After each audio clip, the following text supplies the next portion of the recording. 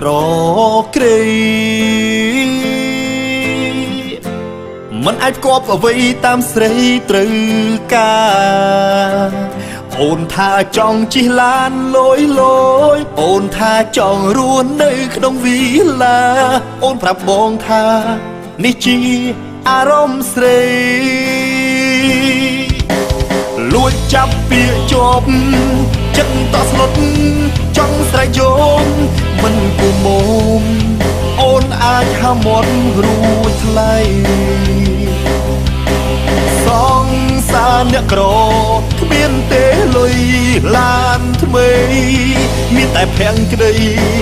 ដែលស្រីស៊ីមិនបានសុំបែកពងទៅពេលអជី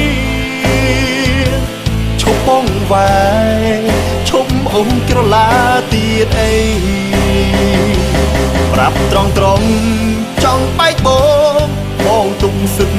ព្រោះអូនជាស្រីកុំក្រែងអីមុនក្រោយអូនគង់តែទៅ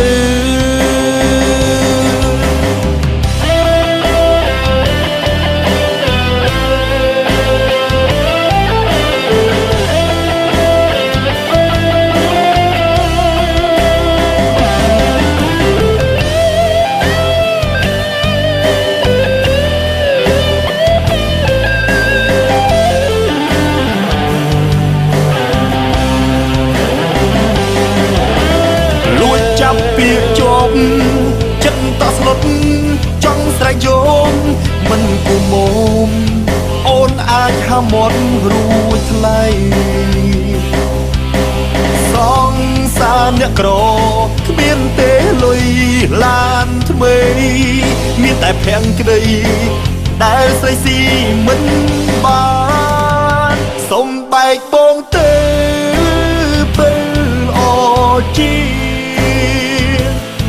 បងវាយឈប់អ៊ំក្រឡាទៀតអីប្រាប់ត្រង់ចង់បែកបងទុំសឹកព្រោះអូនជាស្រីកុំក្រែងអី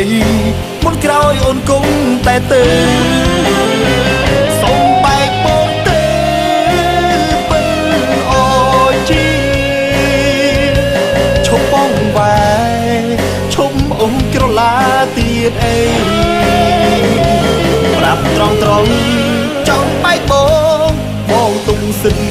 ព្រោះអូនជាស្រីកុំក្រែងអីមុនក្រោយអូនគង់តែទៅ